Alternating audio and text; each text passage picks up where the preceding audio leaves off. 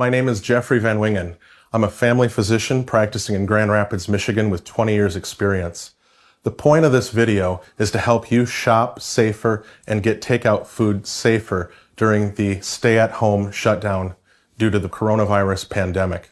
Today is March 24th, and we've been in this for about a week here, and things are just starting to get serious. I'm a healthcare provider under a lot of stress. Please be nice in your comments. We are at stay-at-home orders here in Michigan, and more states are coming on board with this, and our movements are restricted. Italy went on a stay-at-home order on March 10th, and despite that, they posted their greatest death toll on March 20th. So people are moving, and with that movement comes risk. We have a dilemma in society that we need to eat to live, but we also need to get that food. And that getting of food is now risky. And I'm going to help you reduce your risk as you go out into the marketplace. Now, they say that desperate times call for desperate measures, and these times are unprecedented. But I believe there is a precedent that we use in the medical field called sterile technique that can reduce risk as you go out in the marketplace. And we use it to perform surgeries, to be in sterile environments so that we don't give infections to our patients. And I'm going to help you adapt those techniques to decrease your risk of contracting coronavirus when you go out and get your food. Now, I want to answer the question, how long does the coronavirus live outside of a human body? And we've recently gotten some conflicting data, and I just want to throw that out there. Last week, the National Institute of Health published in the New England Journal of Medicine an article that showed that coronavirus can live in an aerosolized, outside the body situation for 3 hours. It can live on cardboard for 1 hour, and it can live on plastic and metal surfaces for 3 days. That's a lot better to deal with than the data that we got just last night from the Center for Disease Control that found that on cruise ships, they discovered active coronavirus particles 17 days later. Now, we don't know if that's something specific for the cruise ships or if that's something that we need to adapt to society. So in this, I'm going to give some practices, and we're just going to say, go out there, use this knowledge, and do the best that you can.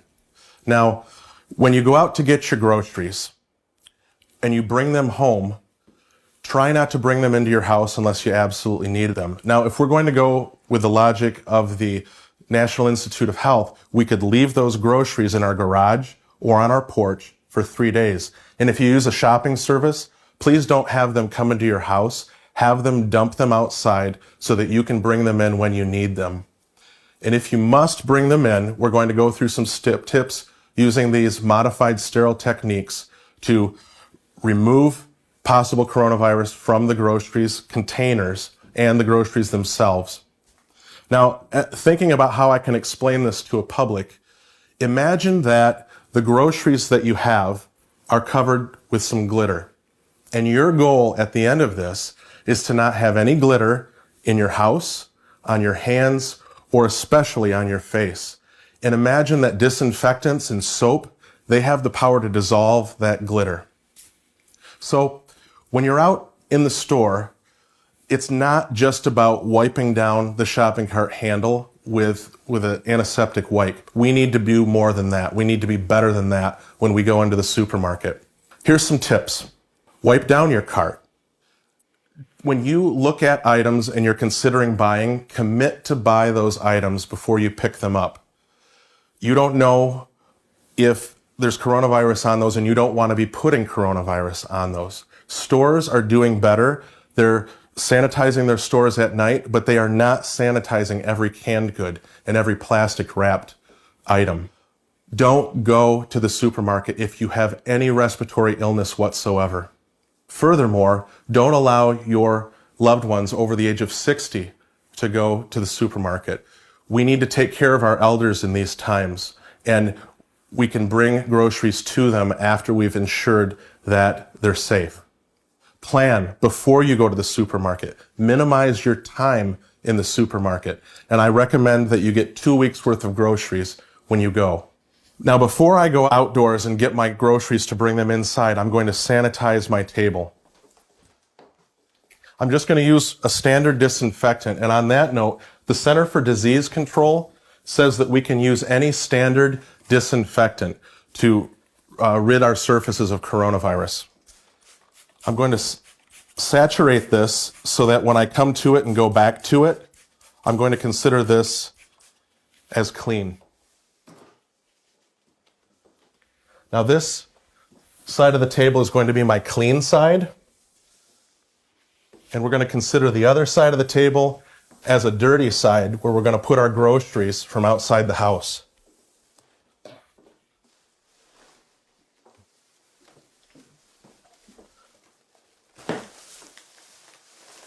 So remember, everything that goes to this side of the table is going to be considered clean and sanitized. Now I have a bag with some medicine in it.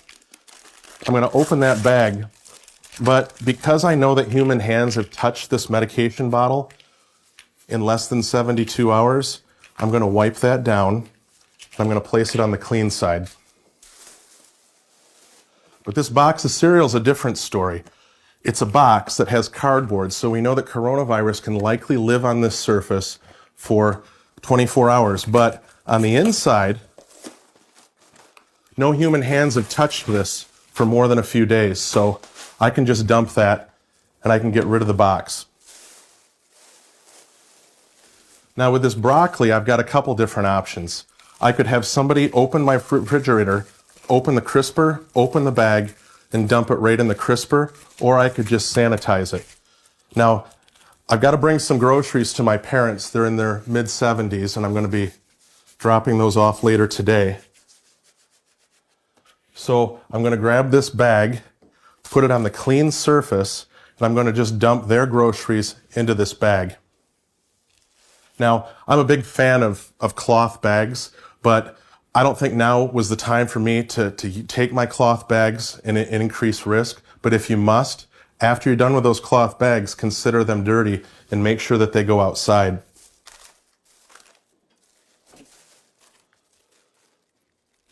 So I'm going to wipe this down and make sure that your rag is good and saturated with disinfectant, because you've got to be putting that disinfectant on these groceries, and you've got to be making sure that you're scrubbing them.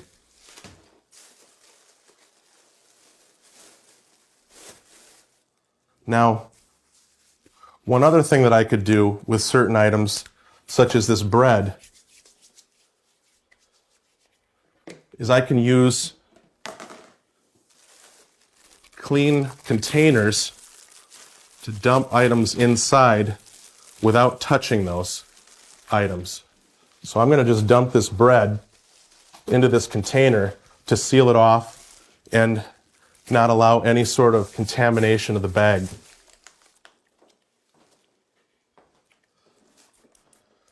More hardy plastic things that you're not worried about disinfecting more liberally, you can actually spray the disinfectant right on those items.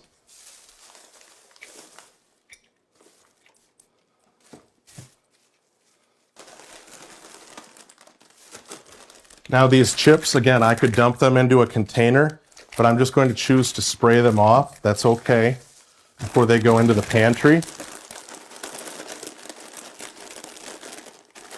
Now, you want to wipe off the areas that you think humans' hands were touching a bit more liberally than the areas that you don't think human hands have touched. That's all common sense stuff.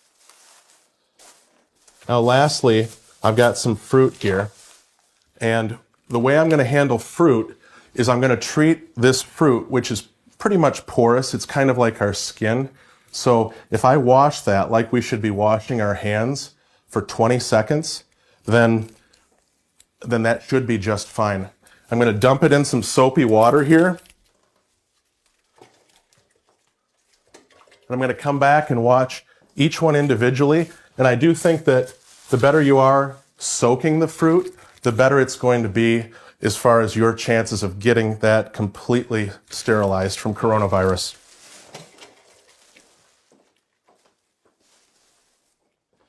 Now let's take care of this fruit.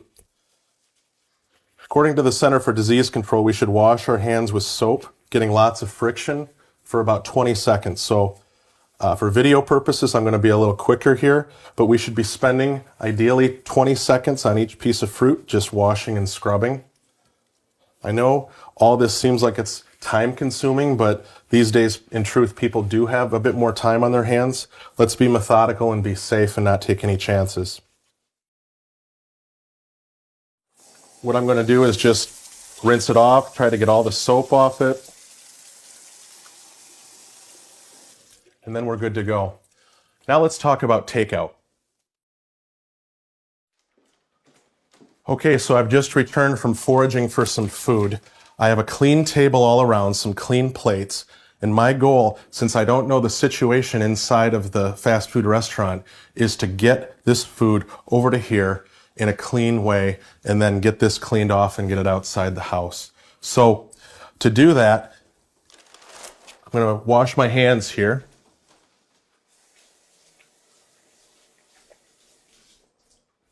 Say I did that for 20 seconds with soap and water scrubbing real good. I'm going to open up this. Now, fortunately, the good news is that you don't have to worry so much about the food. Coronavirus does not do well in food, but it's the wrappers that I'm more concerned about.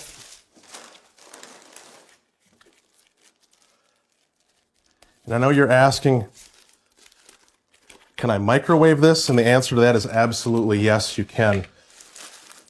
Now, I'm not talking about the novel COVID-19 coronavirus. I'm referring to some other coronavirus species, and studies showed that even just a little bit of microwaving takes care of the coronavirus.